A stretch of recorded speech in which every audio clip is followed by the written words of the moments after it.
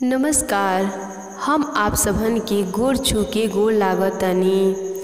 आज हमनी के सुनल जाई जिउतिया व्रत की कथा। एक कथा के हम अपने नानी और दादी के द्वारा सुनले बानी और आज हम ई कथा के आप सबन के सुनावे जातनी। अगर आप सबन यूपी के होखब जान तो ई कथा के ज़रूर सुनले होखब जान, और ना होखब जान तो ये कथा के ना सुनले होखब जान। अगर आप सबन चाहत तानी जान कि ये कथा के पूरा फल आप सबन के मिलत है, जब हम कथा कहीं तो आप बीच बीच में हुंकारा भरल करब जान, जैसे कि जीवित वाहन प्रसन्न हो के आप सबन के पुत्र पर अपना आशीर्वाद बनाए रखब।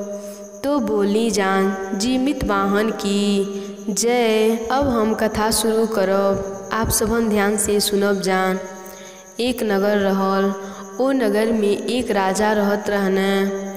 ओ नगर के एक नियम रहल कि जितिया व्रत के पहले दिन गांव में सब लोग के घर मछली और चावल बनत रहल।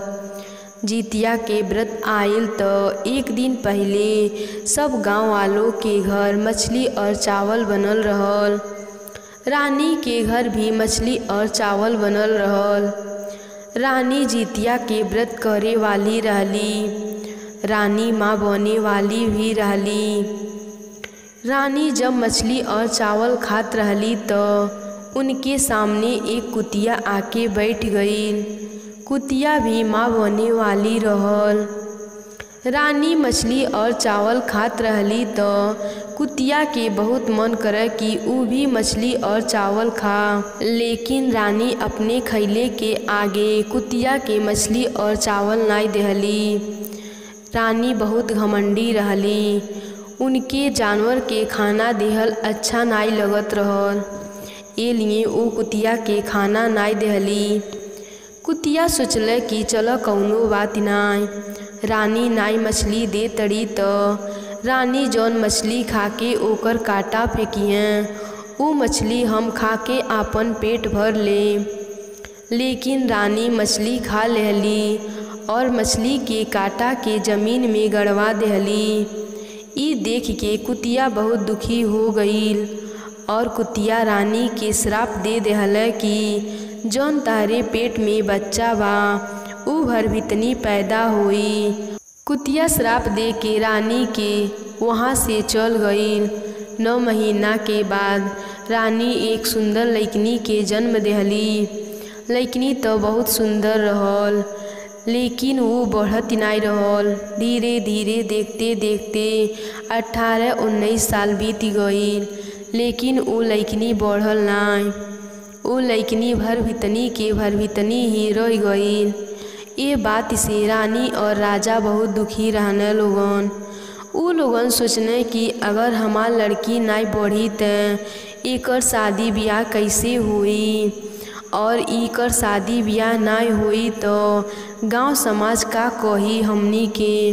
राजा और रानी अपने लइकनी के ले जाके जंगल में छोड़ दहने और घर आ गई न। वो लड़की भरभितनी ओके तक केहू देख ना पावे जल्दी से, लेकिन वो सब कुछ देख ले और घर के पूरा काम भी अच्छा से कर ले।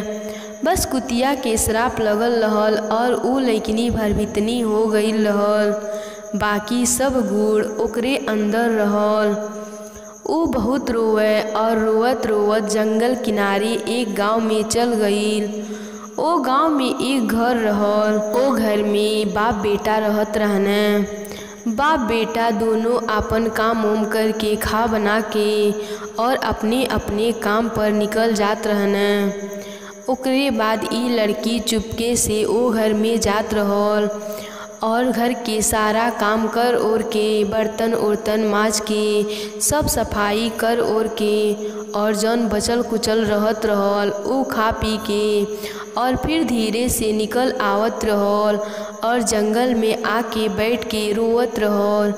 ऐसे ही करत करत कुछ समय बीत गई। एक बार बाप बेटा दोनों जने घर एक साथ आइनो। बाप बेटा दोनों जने एक दूसरे से पूछने की का बेटा तू घर के सब काम क देहल। बेटा कहने नाई पापा हम नाई कैले वानी। फिर बेटा कहने पापा तू का घर के सब काम क देहल। बाप भी कहने नाई हो हमहू नहीं कैले। फिर दोनों जने सोचने की आखिर हमनी के घर के काम ना कैले वानी के तो ई घर के काम के कैले बा। ओकरे बाद दोनों जने विचार कइने कि आज चुपके से घर में रहल जा और देखल जा कि ई घर में के आके पूरा काम क देता और हमनी के पता भी ना चलता। दोनों जने काम के बहाना करके घर के दरवाज़ा बंद करके और घर में ही छिप गईन। ओकरे बाद उ भरभितनी लइकनी घर में आइल और घर के सब काम करे लगल। ओकरे बाद दोनों जने के जब घर में आवाज़ सुनाई देहल त दरवाज़ा खोल के अंदर जाके देखत न लोगन त एक बहुत ही छोटहन लइकनी घर के सब काम करतिया और सब काम कइला के बाद खाना खात रहल। दोनों जने हाथ पकड़ के पूछने कि तू के हऊ और हमनी के घर के सब काम काहे क देलू। ओ लइकनी सब बात बतौल कि हम बढ़े नी नाय और हमार नाम भरभितनी हो गईल बा। इससे कि हमार मम्मी पापा बहुत परेशान हो गईन और हमके जंगल में ला के छोड़ देहन। ई बात सुन के उ दोनों बाप बेटा के बहुत दुख भइल। ये बात के पता लगावे खातिर उ एक साधु महात्मा के पास गईन। वहाँ पे जाके उ सब बात साधु महात्मा के बतौन तो तब साधु बाबा बतैने कि ए लइकनी पर एक कुतिया के श्राप लगल बा और साथ ही जीमुत वाहन के भी श्राप लगल बा। काहे कि एकर माई जिउतिया के व्रत रहल और जिउतिया के व्रत में उ जीव जंतु के भोजन ना देहल। ए लिए जीमुत वाहन के भी श्राप ए लइकनी पर लगल बा। फिर वो बाप बेटा पूछने कि आखिर एकर कौनो उपाय बताई बाबा। तब वो बाबा कहने कि ये लइकनी के लेके घर जा और घर जाकर मछली और चावल बनवाओ और पूरे गांव के कुत्ता और कुतिया के बुला के ला के खाना खिलाओ। जैसे जैसे उ कुत्ता कुतिया के पेट भरी वैसे वैसे उ आशीर्वाद दिए और ई भरभितनी लइकनी बढ़न हो जाई और जीवित वाहन भी प्रसन्न हो जइहें और ए लइकनी के आशीर्वाद दे दिए। फिर बाप बेटा दोनों जने घर आके मछली और चावल बनवौने। ओकरे बाद पूरा गांव के कुत्ता कुतिया के बुलवा के और भोजन करवौने। जैसे जैसे उ कुत्ता और कुतिया भोजन करें वैसे वैसे उन सबन के आशीर्वाद दें। उस सबन के आशीर्वाद से उ भरभितनी लइकनी बढ़न हो गई। ई सब देख के जीमुत वाहन भी प्रसन्न हो गईन और ओ लड़की के आशीर्वाद देहन। उ लड़की बढ़न हो गई और ओ लड़की के शादी ओ लड़का के साथ हो गई। ओकरे बाद लड़का लड़की दोनों खुशी पूर्वक आपन जीवन व्यतीत करे लगने।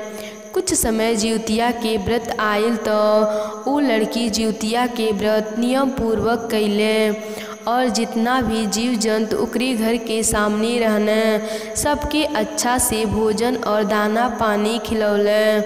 जिससे कि जीवित वाहन प्रसन्न हो के ओ लइकनी के शादी के 9 महीना बाद एक सुंदर से बालक के जन्म देहलो। हे जीमुत बाबा जैसन कृपा आप ओ लइकनी पर देहनी वैसे ही सब पर अपन कृपा बनावत रहो।